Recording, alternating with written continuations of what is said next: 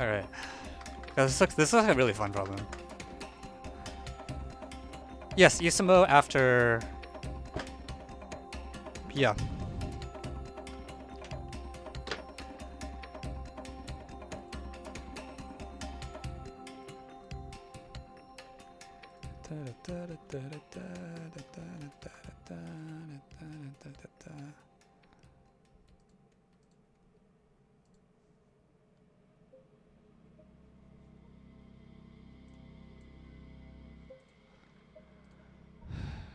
Okay. Browser.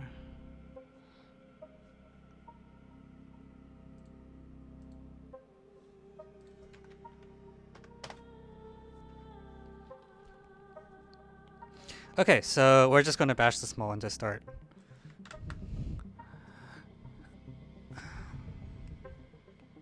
Alright, welcome to 2009 C4. So m equals 1, there's nothing to do. You just, perimeter.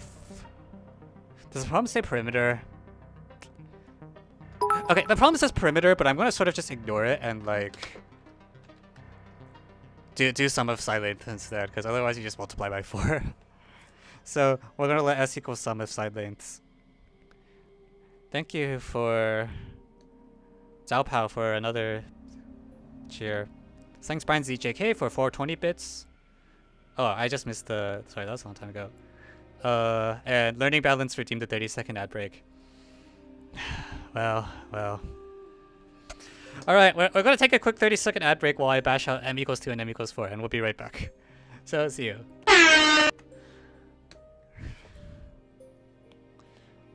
Those of you in certain territories may not actually get ads and can watch me do these cases.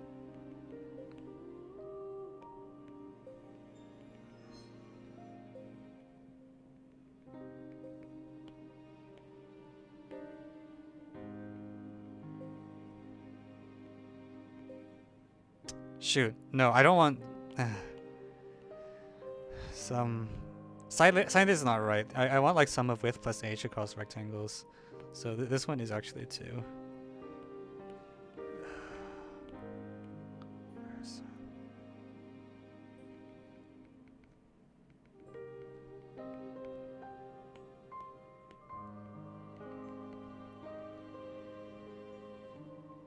Also, I totally misindexed these, right? It's 2 to the m! No! Oh my god.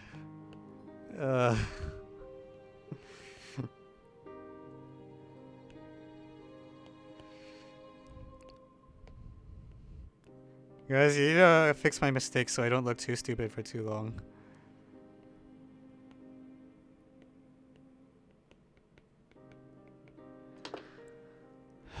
Alright. Can you get an ad if you have ad block? Maybe?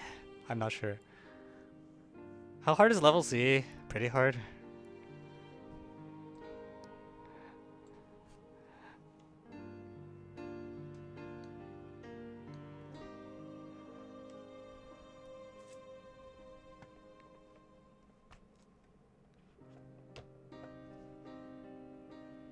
Perimeter.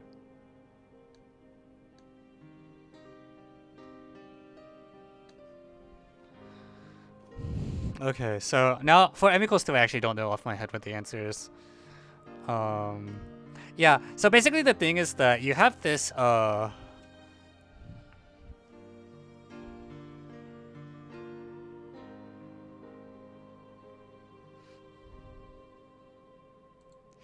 2 to the m is sort of kind of forcing induction on you, because sort of there's no reason why the answer, like the problem statement should depend on,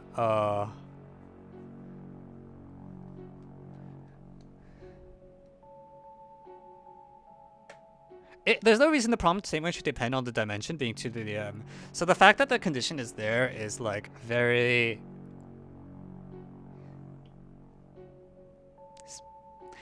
It kind of jumps out as a condition that shouldn't have needed to be necessary.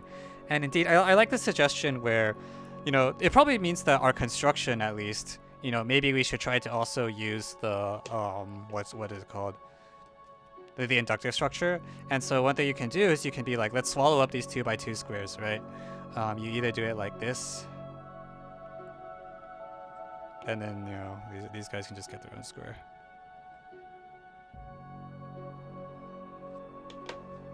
Is there a more efficient way? Is that optimal? I feel like that should be the optimal one for m equals 2, up to like reflection. The diagonal should be unit squares? Oh, did I just misread the problem? In which each of the along forms a separate rectangle of side length 1. Well, okay. Yes, I misread the problem. That is a very different problem, actually. Alright, so...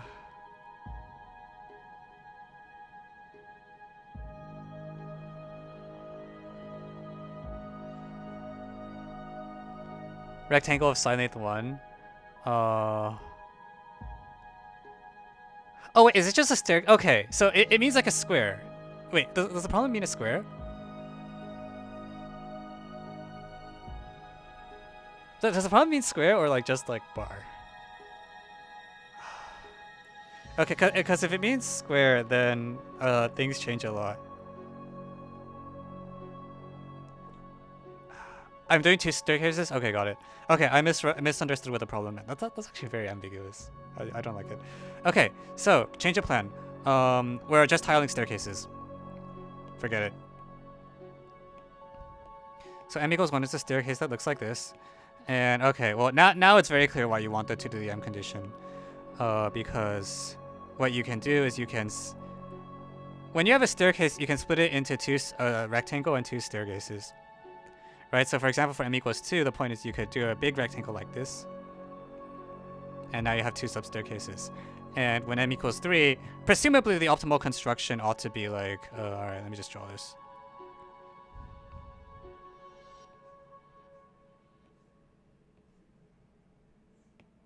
Yeah, right, so what you do is you take this whole blob.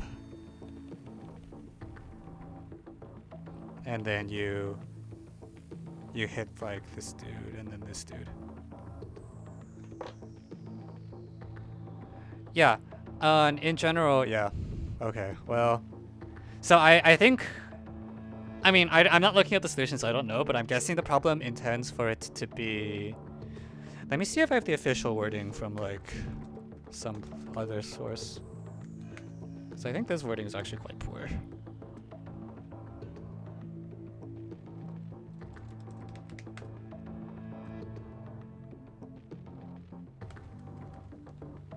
Yeah, but that's the official wording. Okay. Okay, cool. Yeah, so... well, so the construction should probably just be like...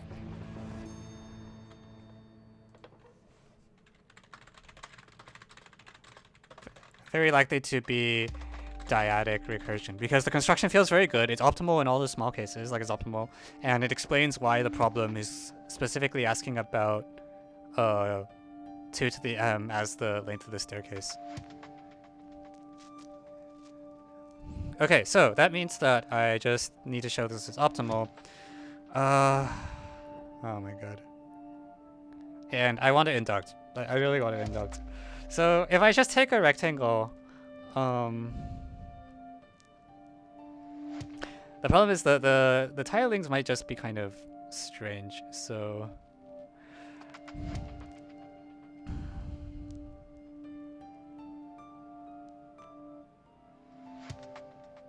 why didn't they just say rectangle? I don't... dyadic recursion... it just... by dyadic recursion, I mean powers of 2 recursion, so like just literally the thing I drew.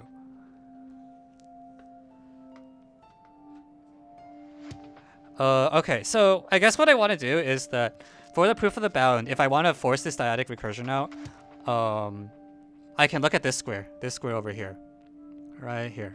So this is the middle,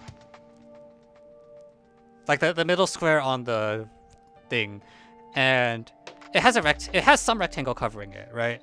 Like there must be a rectangle that covers this square.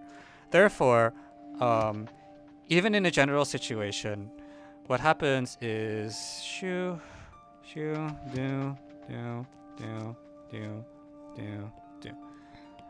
All right, we'll see where this takes us. I think this is the square I want to look at. Actually, in general, the fact that every square on the diagonal has to be covered seems like it's pretty relevant. But I want to focus on this one.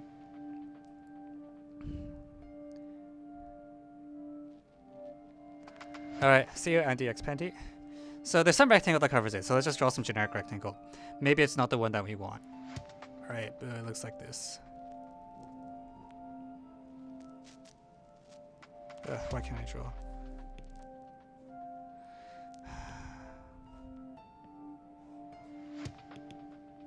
Hello. God. Thank you, M2NY, for the follow.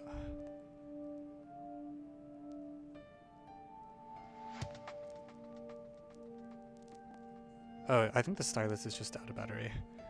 Oh, jeez. That's what I get for not charging it in advance. Yeah, okay, I just ran my stylus out of battery. Well, time to do finger painting. You clearly need at least 2 to the n-1 rectangles. I agree, but the problem isn't about the number of rectangles, it's about the sum of the perimeters. Not the,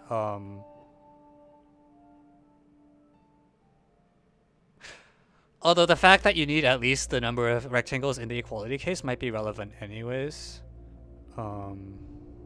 Yeah, actually, because in the equality case, all the rectangles are squares, right? So if I bound the number of rectangles and then I... Actually, that's not quite good enough. But, like, in general, okay, suppose you have some rectangle.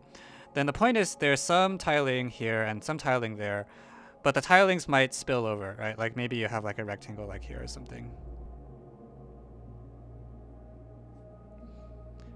And...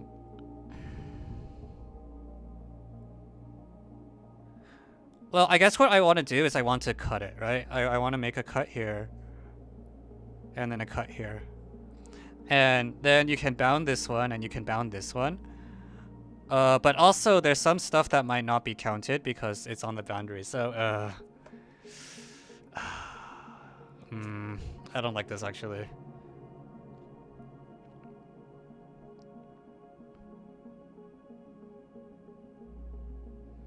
You want a strong inductor for each staircase of size n.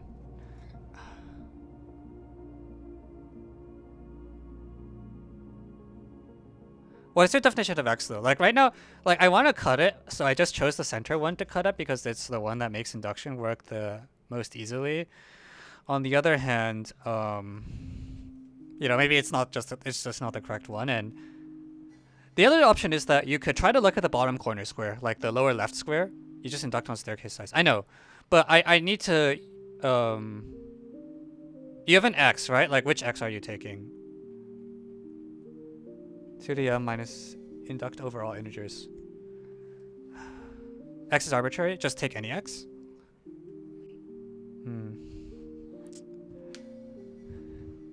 Show perimeter minimized when. I'm just not sure what your definition of X is. Like, because for any square over there, you don't.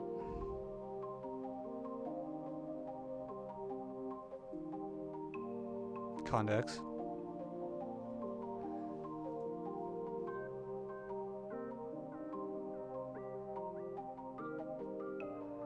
What do you plan on doing after you graduate? I have no idea. Concave. Like the other idea I have, I like the strong induction idea. The other thought I had is that you can look at the bottom left square and it's like some rectangle, and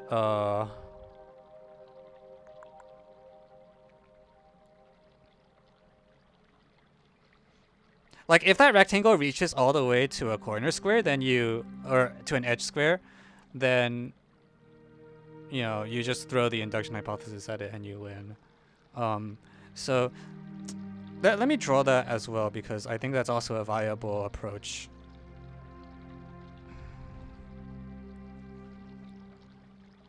So what I can do is, okay.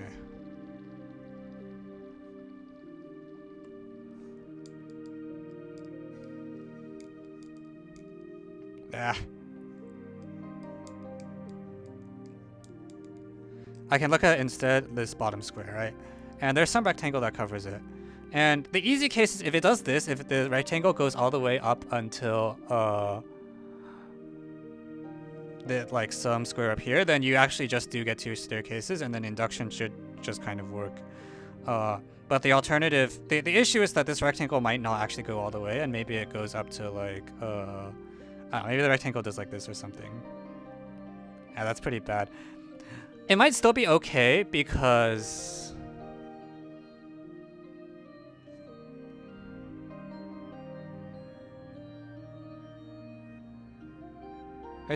and one of them includes both the diagonal and bottom left. Yeah, if you get both diagonal and bottom left, you're definitely fine. My problem is, the thing I'm trying to figure out is like, what if you don't get your bottom left guy doesn't hit a diagonal square? If not, well,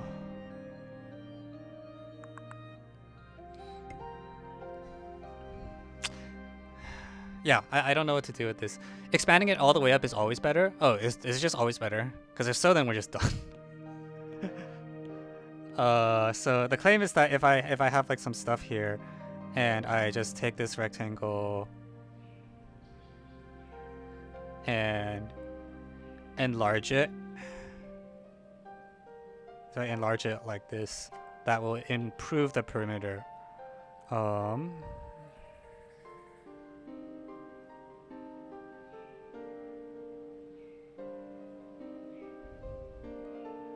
Expand up. I mean, I would not be surprised at all if expanding up is just always correct. Because in the equality case, every rectangle does actually hit a diagonal square. So it would be completely unsurprising and also solve the problem if expanding up was sufficient. So let's just draw a picture, right? If I have a rectangle,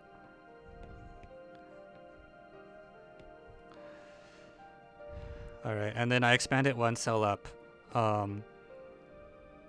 And this rectangle is backed up against the wall, so this is actually a hard wall here. So there's like some rectangle that maybe looked like that, and then there was some rectangle that maybe like, you know, did that, and maybe this one's a little fatter. And the claim is that doing this will increase, will improve the bound. Or at least not decrease it. I actually think it might just...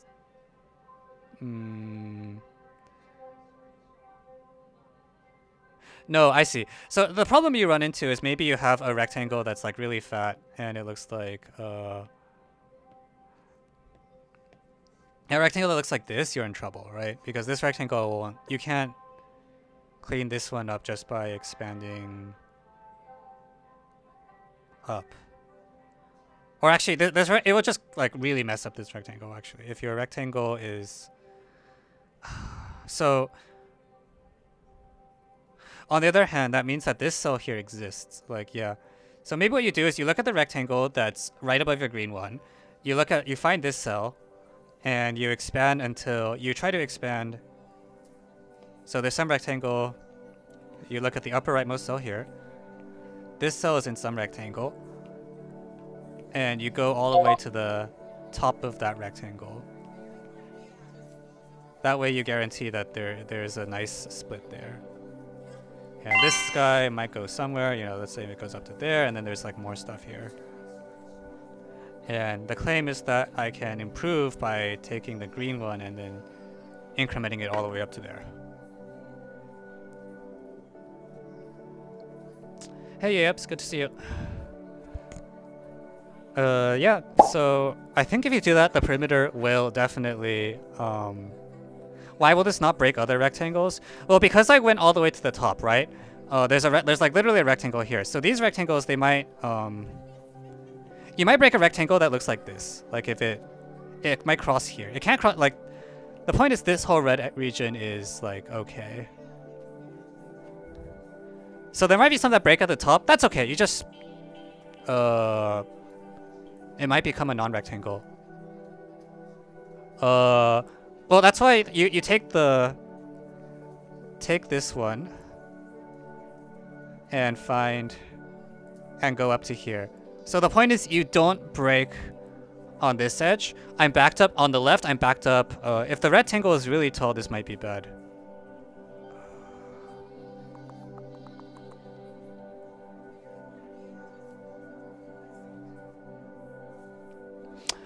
What's the issue if the red rectangle is very tall?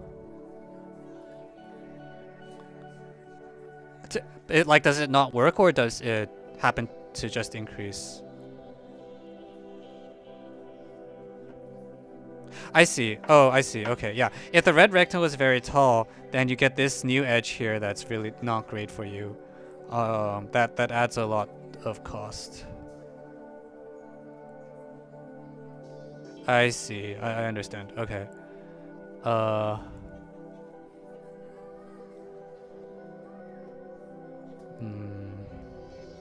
Dang. Well, okay. I was really hoping that would work. Oh no. You might be able to pick your direction to expand. Okay, so you're saying that if this rectangle was here, then you can... and expand in the direction not of it. Yeah, so I guess like this, because we picked the bottom one, it's up against the floor. And we can try to expand this way. And when I expand this way, there's nothing, you don't run into the same issue.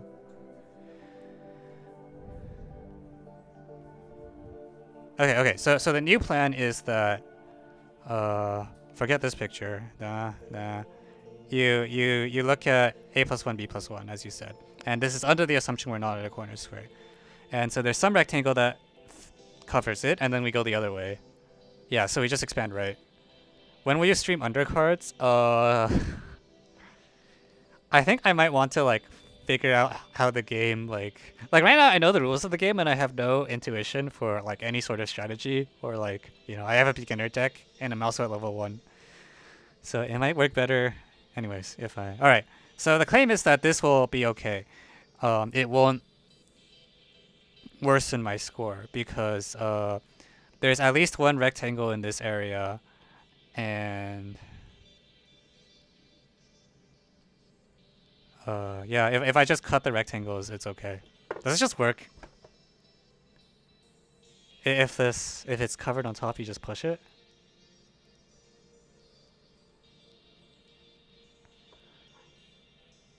How far do we expand? It doesn't matter. Because if you can expand once, then you can expand multiple times. This is the thing about small, like these little small adjustment things. You always figure out how to do a small adjustment, and then you see like repeat that small adjustment until you're stuck. And in this case, the only time when you can't continue this procedure is when you hit a corner. Once you hit a corner, we take 3VT suggestion, and then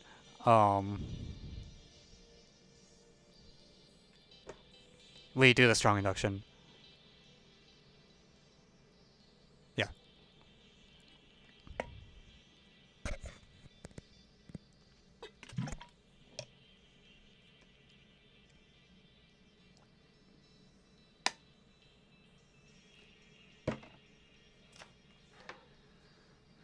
Okay, and in order to make sure I'm doing this induction correctly, claim a staircase with at least let's say a staircase with n cells on the bottom row requires at least ceiling log 2 n plus 1 f of that. So my claim is that, okay, if I have a staircase with like 6 on the bottom row, I just want to round it up. Up, down? Shoot, I want to round up, right? Oh no. Is this okay if I round up? If I... Oh my god.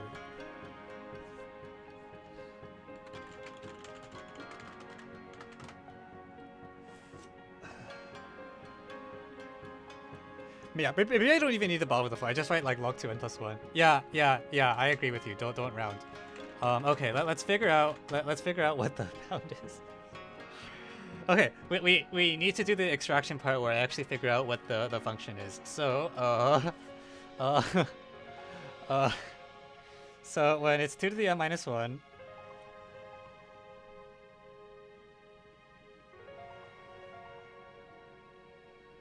seven. So this is like, okay, we'll go with the whole perimeter, and I'll just do one staircase so I don't have to do two. 4 times m minus 1 plus f of 2 to the m minus 1 minus 1. Is that right? Yeah, awesome. So f is supposed to be like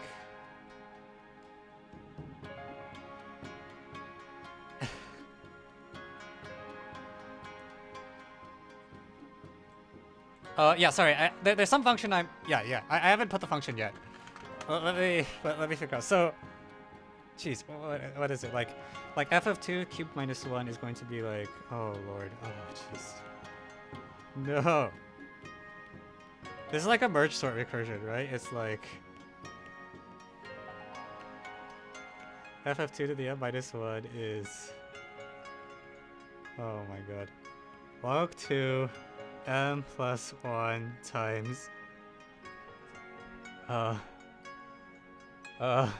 also there's a factor of 2 here, I forgot.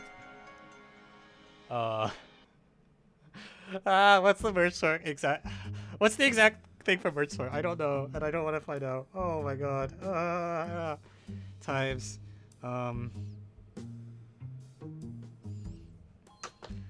I know it's m times. Oh, wait. Oh, is it 2? Oh, sorry, I'm stupid.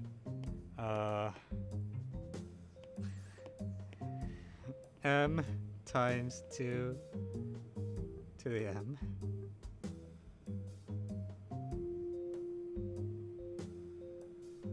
About, yeah. Is it n plus 1? Okay. Don't use length of bottom plus 1.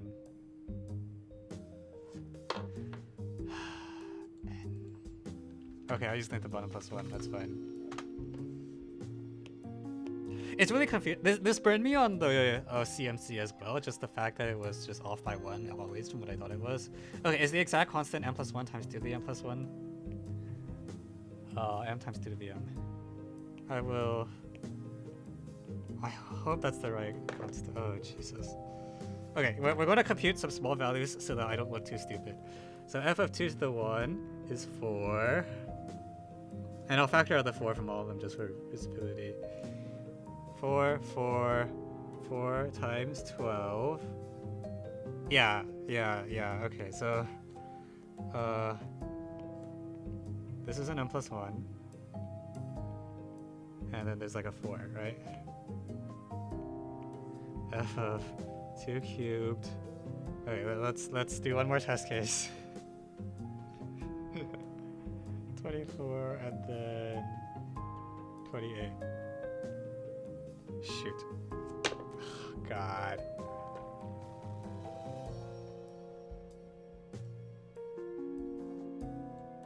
Wait, is the answer for like this thing not like... Hang on. How many problem requests? Yeah, CMC problem 1 also had a staircase where the number of things in the bottom layer is actually n minus 1 and not n, and it kept confusing the heck out of me. I wish they would just use a staircase. Problem 1. Wait.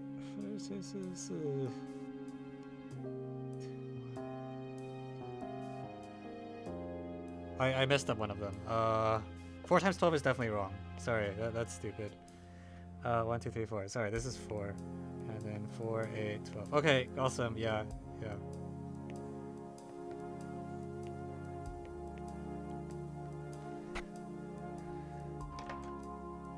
Isn't f to 2 squared 4 times 6? Is it 6? No, it's not. What? Wait, for f 2 squared, it's like a square of side length 2 and then 2 squared of side length 1, right? Okay, cool. 4, 8, 12. So it should be 2 to the m minus 1 times just m. I think. It's 4 times 4? Yeah, okay, great. And then, let me do one more.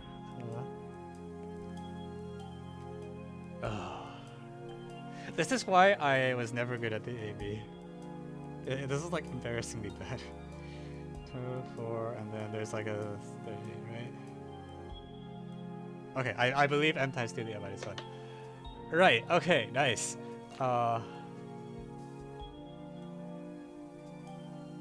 Okay, so now we translate that into this thing, and it's log 2n times 2n.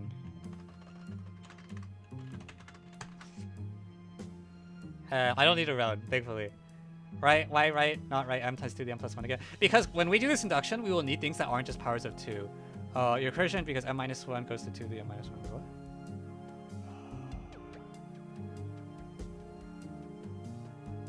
Your recursion expression. Oh.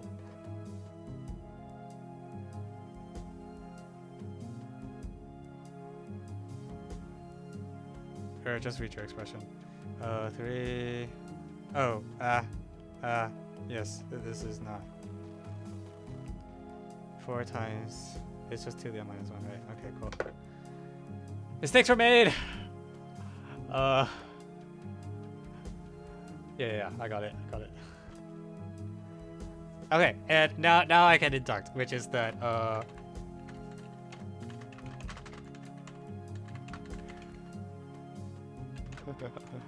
proof f of, okay, this function the derivative of this function is, oh my lord.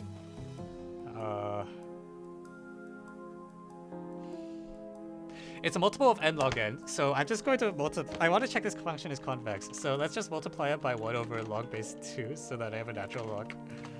And, okay, great. So n log n has derivative like 1 plus log n. Okay, so this function should just be, so the second derivative is a multiple of 1 over n greater than 0. So this function is convex and we can use Jensen, so we're fine. So use Jensen with the induction we described, where we smooth the bottom rectangle until it reaches a corner. All right.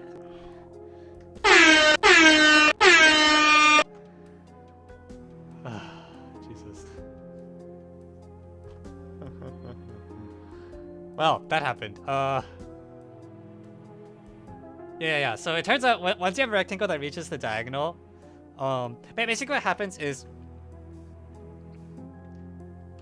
what you get is fn is like at most the min, or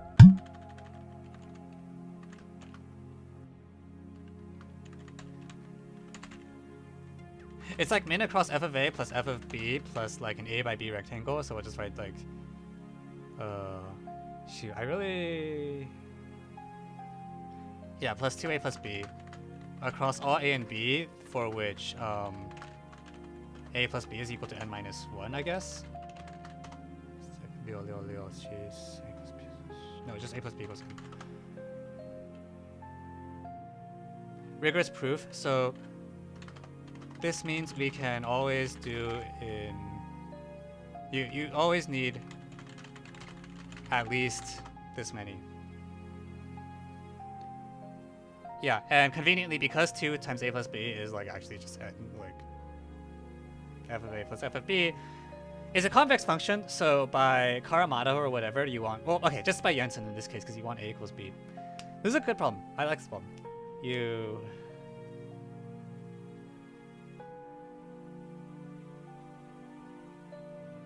Okay, what did we learn from this problem? We learned that finding the equality case matters much more than the actual answer when the answer is based on the equality case. Like the actual expression, like whatever times log whatever, is just not important, and what's important is the equality case that achieves it.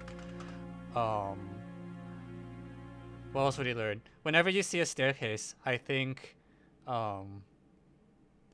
staircases have a tendency to be inductive, because a staircase is a rectangle plus 2 staircases. We also learned that rectangles and side lengths are in fact squares. Yes. And we learned that smoothing is really good. Like you have this equality case and you take something that's not an equality case and see if you can like nudge it just a little so that it turns into the equality case. And in this case, yeah, not pun not intended. In this case, you can do that because what you can do is you look at the rectangle and it turns out you can, if the bottom left rectangle is important because it's the one that lets you do induction the most easily. And the problem is it might not reach all the way to the top, but if it doesn't, then actually you can like just, nudge it a little bit until it does. So it's just like, yank it a tiny bit and then it'll work.